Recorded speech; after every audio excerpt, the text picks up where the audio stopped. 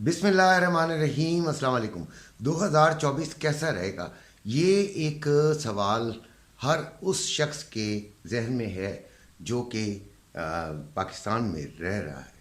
पाकिस्तान में रहने वाला हर शख्स बड़ा ही परेशान है। दिन ब दिन कारोबार ख़राब होता जा रहा है और उसके पास जो जमा पूंजी है वो ख़त्म होती चली जा रही है।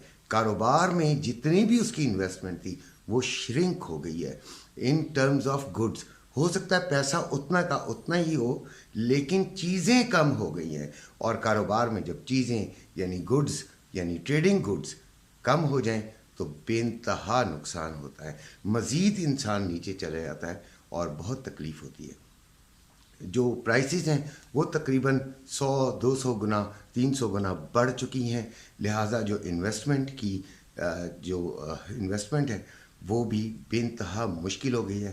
ख़ास तौर पे नए कारोबार शुरू करने की जो ख्वाहिशमंद लोग हैं वो स्टेप उठा ही नहीं पा रहे, इसलिए रोज़गार बढ़ नहीं रहा, इसलिए अनएम्प्लॉयमेंट बढ़ती चली जा रही है।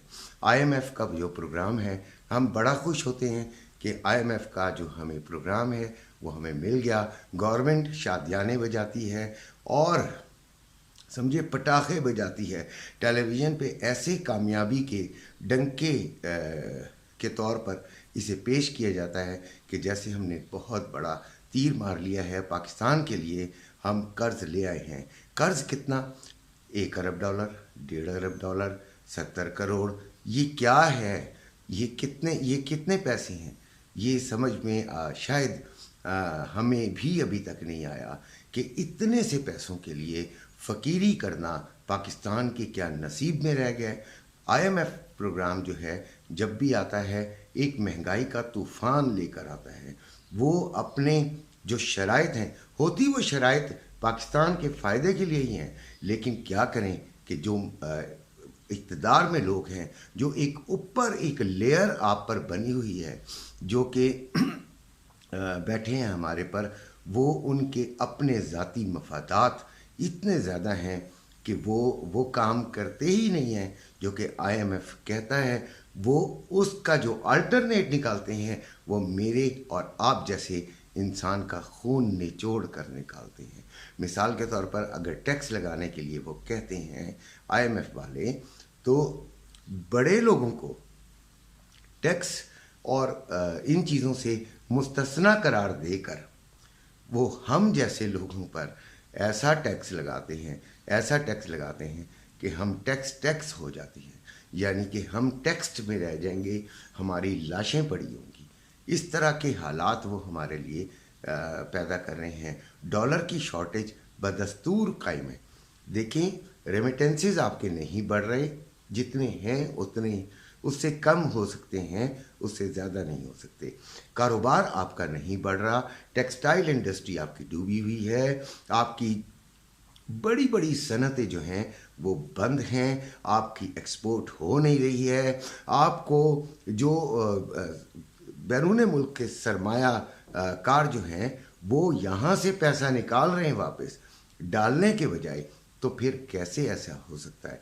अब रही बात ये कि गोल्ड कहाँ जाएगा, आपका डॉलर कहाँ जाएगा, तो याद रखिएगा कि ये साल जो है 2024 इलेक्शन का है। 8 फरवरी को इलेक्शन है। इलेक्शन में जो प्रोबेबली ज़्यादातर लोगों की राय है वो ये है कि एक पार्टी को अभी से इक़्तिदार दे दिया गया है और उसके जो वज़ीर ख़जाना हैं वो हैं डार साहब, और मखलूत हुकूमत भी है। मखलूत हुकूमत का मतलब ये है कि इसमें बहुत छोटी छोटी जमातें भी शामिल हैं जो कि सिर्फ़ अपने मफादात के लिए आती हैं, अपने मफादात पूरे करती हैं। पाकिस्तान की तरक्की रुक जाती है मखलूत हुकूमत से। जो कुछ भी अब तक हमें बूढ़े हो गए हैं, चिट्टे बाल हो गए हैं, हमने इलेक्शंस बहुत देख लिए हैं और हमने उसके बाद के नताइज भी बहुत देख लिए हैं।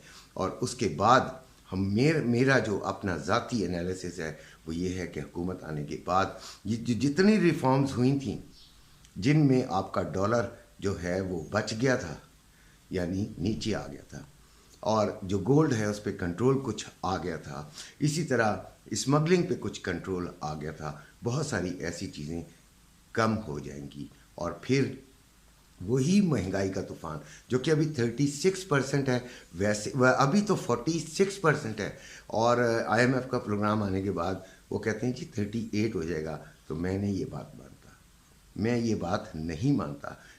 مہنگائی کی شرح بدستور نہ صرف قائم رہے گی بلکہ بڑھتی ہی چلی جائے گی۔ گولڈ کے بڑھنے کا امکان لازمی لازمی لازمی موجود ہے، کیونکہ آگے آنے والے دنوں میں آپ ڈالر شارٹیج کا شکار ضرور ہوں گے۔ امپورٹ جس دن بھی کھولیں گے صحیح طریقے سے، ایک تو ہوتا ہے نا پارشلی کھول دینا، جس دن بھی امپورٹ آپ صحیح طریقے سے کھولیں گے اسی دن آپ کے غبارے سے ہوا نکل جائے گی، اور امپورٹ کھولے بغیر پاکستان جو ہے وہ یقیناً گڈز کے معاملے میں بالکل شارٹیج ہوتی چلی جائے گی، اور مہنگائی تو پھر ہونی ہی ہونی ہے۔ اب آپ دیکھ لیجئے پن بجلی کا مسئلہ دیکھ لیجئے، جس کی وجہ سے پورے پاکستان میں ایک لوڈ شیڈنگ کا طوفان آیا ہوا ہے۔ اب جو لوگ بھی پروڈکشن کر رہے ہیں بجلی کی مدد سے، ان کے پاس جو مشینیں ہیں وہ اگر 6 گھنٹے 8 گھنٹے بند پڑی رہیں گی دن کے دورانیے میں، تو پھر کیا ہوگا؟ یہ چیزیں مزید پاکستان کو ابھی تو ہمیں بڑا پتہ نہیں چل رہا، لیکن آنے والے دنوں میں پاکستان ایک طوفان کے سامنے کھڑا ہوا ہے، یہ زیادہ تر اکانومسٹ کہہ رہے ہیں۔ اب آتی ہے سٹاک مارکیٹ۔ سٹاک مارکیٹ کیسے بڑھ گئی بھائی؟ سٹاک مارکیٹ جو ہے وہ ایک واحد جگہ رہ گئی تھی جہاں پہ آپ انویسٹمنٹ کریں بغیر کسی وجہ کے۔ اس کو ایسے پریٹینڈ کیا گیا کہ بس بہت ہی زیادہ بومنگ ہے اور بہت زیادہ یہ آگے جائے گی، تو پھر لوگوں نے جو معصوم لوگ ہیں انہوں نے یہاں پہ بھی انویسٹمنٹ شروع کر دی، اور جب انویسٹمنٹ کرتے رہیں تو یہاں 63 انڈیکس تک آ گیا تھا، 63,000 تک، ابھی 61 پر ہے، نیچے اوپر اب ہونا شروع ہو چکا ہے، کافی بڑا گیپ آ جاتا ہے، کبھی نیچے کبھی اوپر، لیکن جس دن یہ دھڑام سے نیچے گری اس دن پاکستانیوں کے اربوں روپے ڈوب جائیں گے۔ تو یہ چیزیں اگر ہم غور کریں تو یہ ہمارے کسی بھی طور پر ہمارے حق میں نہیں جاتی، اور اس کے لیے جو سب سے بہترین چیز ہے، میں ڈالر کے تو حق میں نہیں ہوں کہ وہ خرید کر آپ اپنے پاس رکھیں۔ گولڈ بہرحال ایک ایسی کموڈٹی ہے جس کو اگر آپ رکھتے ہیں تو یقیناً آپ اس مہنگائی کو اور آئی ایم ایف کا مقابلہ کر سکیں گے۔ پاکستان میں آئی ایم ایف کا مقابلہ عوام نے کرنا ہے، ان سیاستدانوں نے نہیں کرنا۔ یہ تو نعرے لگا کر وہ جو لائیں گے وہ اپنے ایم این ایز میں بانٹ دیں گے، وہ اور اسی طرح چھوٹی چھوٹی ایسی جو کہ نان پروڈکٹیو اسکیمز ہیں ان میں خرچ کر کے ہاتھ جھاڑ کے بیٹھ جائیں گے، اور اگلے آئی ایم ایف پروگرام میں ہمیں پھر چکی میں یوں یوں یوں یوں کر کے پیسیں گے۔ اسی کے ساتھ اجازت چاہتا ہوں، اپنے گھر والوں کا خیال رکھیے گا۔ اللہ حافظ۔